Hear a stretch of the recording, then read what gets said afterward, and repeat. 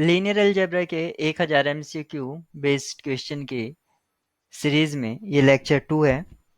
और यहाँ पर हमने कुछ क्वेश्चंस सॉल्व करे थे, तो वो कहाँ तक किए थे देख लेते हैं। 18 नंबर जो यहाँ पर है, यहाँ तक सॉल्व कर लिया था। हमें ये करना है, consider a non homogeneous system of linear equation represented mathematically n over determined system. Such a system will be। एक डिटरमाइंड सिस्टम के ऊपर जो सिस्टम डिजाइन किया गया है, नॉन होमोजीनियस सिस्टम, वो कंसिस्टेंट होगा और यूनिक सॉल्यूशन होगा, कंसिस्टेंट होगा, मैनी सॉल्यूशंस होंगे, या इनकंसिस्टेंट होगा, हैविंग नो सॉल्यूशन, या ऑल ऑफ द अबव। इसमें से कौन सा ट्रू होगा? तो इसको करने के लिए हम देख लेते हैं कि क्या करना है हमें। क्योंकि एक सिस्टम को हमें कंसिस्टेंट और इनकंसिस्टेंट बताना है, तो कंसिस्टेंट और इनकंसिस्टेंट हम बताते हैं, वो बताते हैं हम उसकी रैंक वगैरह की हेल्प से या पाइवट पोजीशंस की हेल्प से, कि कितने पाइवट पोजीशंस हैं वहां पर, उसके हेल्प से हम बता देते हैं कंसिस्टेंटी कंसिस्टेंसी। तो यहाँ पर जो एक नॉन होमोजीनियस सिस्टम है, वो तीनों ही केस उसके हो सकते हैं कि अगर रैंक कोएफिशिएंट मैट्रिक्स और ऑगमेंटेड मैट्रिक्स की सेम है और equal to number of variables हैं, तो उसका यूनिक सॉल्यूशन होगा। उस केस में फर्स्ट चॉइस ट्रू हो जाता है। Consistent having many solution, augmented matrix और कोएफिशिएंट मैट्रिक्स का अगर रैंक सेम हो जाएगा less than number of variable से, तो वहां पर मैनी सॉल्यूशन हो जाएंगे। हैविंग नो सॉल्यूशन, इसका मीनिंग है ऑगमेंटेड मैट्रिक्स और कोएफिशिएंट मैट्रिक्स का जो रैंक है वो सेम नहीं होगा, तो वो सिस्टम इनकंसिस्टेंट हो जाएगा। ऑल ऑफ द अबव, तो यहाँ पर ऑल ऑफ द अबव ये राइट चॉइस होगा हमारा, क्योंकि तीनों केस ट्रू है यहाँ पर। यहाँ पर नेक्स्ट क्वेश्चन दिया है 30 नंबर से, consider consider the system of equation A X equal to lambda. यहाँ पर लैम्डा जो है वो आपके 0 1 इस तरह से एक कॉलम वेक्टर आप समझ सकते हैं। Let lambda I X I be an eigenpair of an eigenvalues and its corresponding eigenvector for real matrices A, matrix A. Let I be an n by n unit matrix। यानी कि ये correct size का एक identity matrix है। Which one of the following statement is not correct? Is not correct, यहाँ पर focus करेंगे कौन सी करेक्ट नहीं है। For homogeneous n by n system, यानी कि होमोजीनियस है और स्क्वायर सिस्टम है। Linear equation a minus lambda I X, यानी कि A X equal to lambda X, having a non trivial solution when the rank of a minus lambda I is less then n।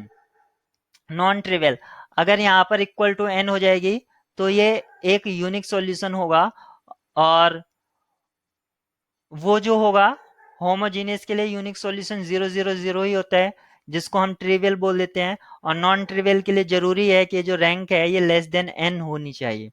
तो ये case हमारा true हो जाता है, क्योंकि यहाँ पर होमोजीनियस के लिए पूछा था और नॉन ट्रिवियल के लिए तो वहां पर रैंक लेस देन होना चाहिए। For matrix A raise to the power m, A raise to the power m, अगर कोई मैट्रिक्स है, अगर ए की जो आइगन वैल्यूज है वो लैम्डा 1 लैम्डा 2 या लैम्डा 3 इस तरह से दी गई है, तो A raise to the power m की जो आइगन वैल्यूज होंगी वो जितनी पावर यहाँ पर है, सेम आइगन वैल्यूज की उतनी ही पावर भी आइगन वैल्यू होगी A raise to the power m की।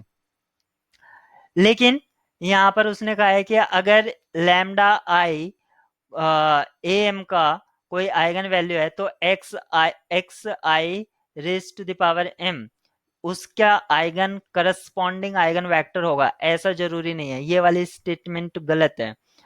If A transpose equal to A inverse, यानी कि A transpose equal to A inverse, यहाँ पर देख सकते हैं A transpose equal to A inverse, इसका मतलब हुआ A transpose A equal to I, ये कंडीशन होती है ऑर्थोगोनल मैट्रिक्स की। और हम जानते हैं कि ऑर्थोगोनल मैट्रिक्स की जो आइगन वैल्यूज होती हैं वो प्लस माइनस वन होती हैं। ठीक है, प्लस माइनस वन, तो उसका जो मोड है यानी कि एब्सोल्यूट वैल्यू है, एब्सोल्यूट फंक्शन, वो उसका वन होगा। If A transpose equal to A then lambda I is real for all I. अगर A transpose equal to A यानी कि सिमेट्रिक हो जाता है और रियल सिमेट्रिक मैट्रिक्स के all eigenvalues are real, तो इसमें ये ट्रू हो जाता है, ये भी ट्रू, ये भी ट्रू और ए भी ट्रू। तो हमारा इनकरेक्ट स्टेटमेंट ये था बी, यही हमारी राइट चॉइस होगी। If A equal to 214 324 305 and B equal to this, then A B is a matrix of order. यहाँ पर इसका जो ऑर्डर है वो 2/3 का है, यहाँ पर इसका ऑर्डर 3/2 का है, यानी कि इनर एंट्री सेम है, प्रोडक्ट पॉसिबल है। और इसका जो आउटपुट मिलेगा, आउटकम इसका 2/2 आएगा। तो यहाँ पर ऑप्शन सी ट्रू है। Multiplication of the matrices E and F is G. Matrices E and G are as follow. E and G दिया है, then the value of the matrix F is, यहाँ पर जो G है वो identity matrix है actually. E और F का जो प्रोडक्ट है वो आइडेंटिटी मैट्रिक्स G आ जाता है एक तरह से।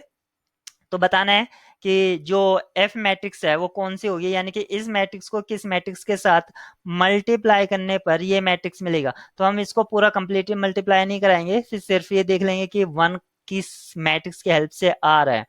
तो यहाँ पर देखेंगे इसकी फर्स्ट रो और इसका फर्स्ट कॉलम, कोस को कोस से करा, कोस स्क्वायर, और ये माइनस साइन है, तो minus sine square, cos square minus sine square कभी वन वैल्यू नहीं देगा, तो ये हमारी इनकरेक्ट ऑप्शन हो जाता है।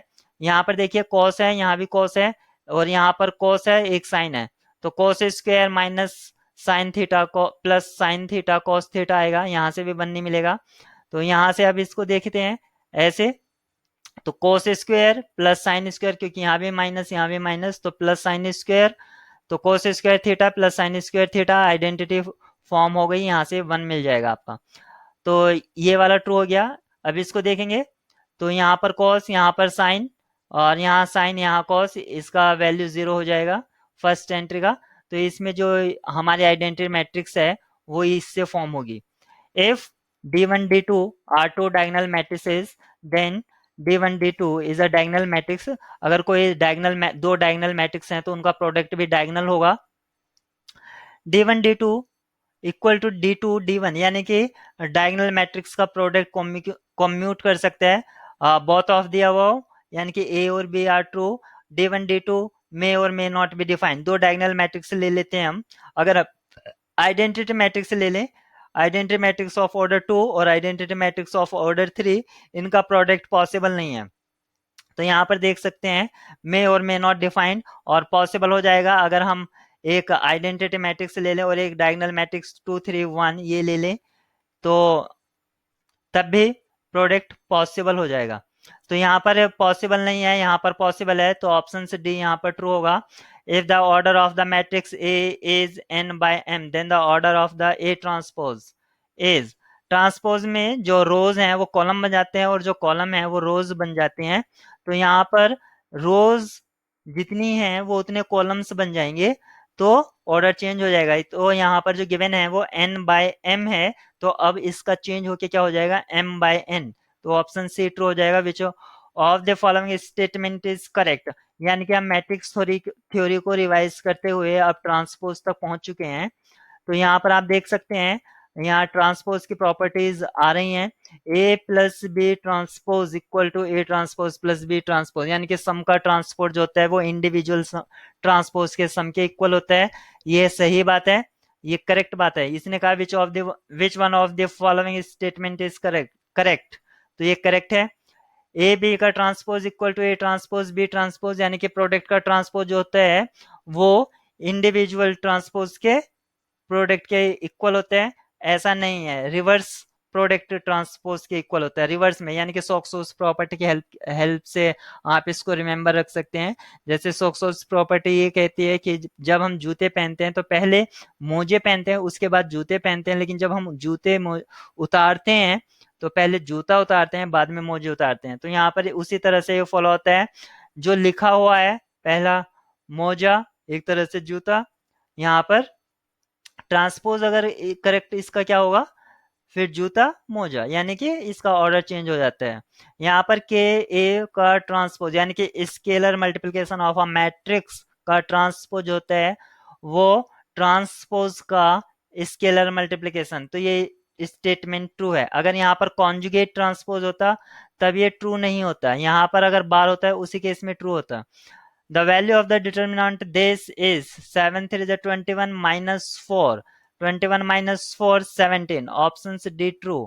The square matrix A is defined is this. The diagonal matrix D of A. तो अगर कोई मैट्रिक्स A इस तरह से दी गई है तो उसके डायगोनल मैट्रिक्स क्या होगा, तो इसके डायगोनल मैट्रिक्स, अगर कोई मैट्रिक्स है A तो उसकी जो डायगोनल मैट्रिक्स है वो आप निकाल सकते हैं इस तरह। एक नॉन सिंगुलर मैट्रिक्स भी एग्जिस्ट करती है जिसके करस्पॉन्डिंग आप एक डायगोनल मैट्रिक्स निकाल सकते हैं। तो आप उस लॉन्ग प्रोसीजर मेथड से इसको चेक नहीं करेंगे, इसका शॉर्टकट आपको ट्रेस से मिल जाएगा। तो ट्रेस क्या होता है, sum of the leading diagonal elements. तो डायगोनल एलिमेंट्स जो होते हैं उसका सम होता है। तो यहाँ पर डायगोनल एलिमेंट्स हैं 1 और 2, यानी कि सम इसका 3 हो गया। यहाँ पर इसका सम देख सकते हैं, ये मतलब डायगोनल मैट्रिक्स तो है लेकिन इसकी डायगोनल मैट्रिक्स है या नहीं है। तो यहाँ पर इसका सम देखेंगे, ट्रेस चेक करेंगे तो यहाँ पर 6 है, तो ये ऑप्शन डिस्कार्ड। यहाँ पर इसका ऑप्शन वो सॉरी ट्रेस 1 आएगा। यहाँ पर इसका जो ट्रेस है वो 3 आ रहा है, यहाँ पर भी ट्रेस 3 है, 1 2 3, यहाँ पर 3 है, यहाँ पर आपका जो ट्रेस है वो डिफरेंट है, तो ये ऑप्शन से डिस्कार्ड हो गया। One of the following terms differ in the nature from the other three, mark it. तो किसका नेचर अलग है, यूनिट, ट्रायंगुलर, सिंगुलर और डायगोनल। तो यहाँ पर देख सकते हैं unit matrix, singular matrix, triangular matrix और डायगोनल। तो यूनिट मैट्रिक्स मैट्रिक्स का जो फॉर्मेट होता है आपका 1 1 1 इस तरह से चलता है। डायगोनल मैट्रिक्स वो भी इसी तरह फॉर्मेट में चलता है। ट्रायंगुलर वो भी आपका क्या तो इससे ऊपर ऊपर की एंट्री रहेंगी या इसके नीचे नीचे की एंट्रीज रहेगी, उसमें जीरोज और उसका कॉम्बिनेशन हो सकता है। तो यहाँ पर आपका जो आएगा, यानी कि एक तरह से डायगोनल इसमें इन्वॉल्व हो ही रहा है, इसमें भी डायगोनल इन्वॉल्व है, इसमें भी डायगोनल इन्वॉल्व है, इसमें भी इन्वॉल्व है, इन्वॉल्व नहीं है तो इसमें नहीं है। सिंगुलर मैट्रिक्स तो एक 3x3 मैट्रिक्स जो जिसमें अपर कुछ भी यानी कि पूरे मैट्रिक्स में एक तरह से नॉन जीरो एंट्रीज डिस्ट्रीब्यूटेड हो, वो सिंगुलर हो सकती है, यानी कि ये वाला एक तरह से इनसे मैच नहीं करता, उसकी कैटेगरी से आउट हो जाता है। This matrix is a 2x3 matrix over the set of, यहाँ पर रियल रेशनल सब हैं, तो ये आपका 1 है, ये आपका इरेशनल नंबर भी है, तो यहाँ पर ये आर आर पर डिफाइंड है। The matrix The matrices this and this are comparable, equal, both in A and B or none of these। तो कंपेरेबल होने के लिए इसकी एंट्रीज नंबर ऑफ रोज में कितनी है और नंबर ऑफ कॉलम्स में कितनी है, यहाँ पर 1 2 3 1 2 3, तो यहाँ पर ये कंपेरेबल है, इक्वल है, यहाँ पर 3 है तो यहाँ से भी 3 आउट आ जाएगा, इसका स्क्वायर रूट यहाँ पर 1 है, यहाँ से भी 1 मिलेगा, ये है 7 7 8, यहाँ से भी 8 मिलेगा, यहाँ से 9 मिलेगा, यहाँ से 1 मिलेगा। तो कंपेरेबल भी है, इक्वल भी है, both options A and B, none of this. तो यहाँ पर है दिस इज इक्वल टू, तो यहाँ पर कोस को सभी मल्टीप्लाई कराएगा ये, तो यहाँ कोस कॉस स्क्वायर हो जाएगा, यहाँ minus cos theta sine theta इस तरह से हो जाएगा, प्लस साइन स्क्वायर हो जाएगा, तो cos square plus sine square. तो और इस तरह से फर्स्ट एंट्री जो बनेगी आपकी 1 बनेगी, तो यहाँ पर 1 आएगा, क्योंकि नंबर तो कभी बन ही नहीं सकता है, ये मैट्रिक्स ही बनेगा, तो जो भी होगा ऑप्शन सी होगा इसका।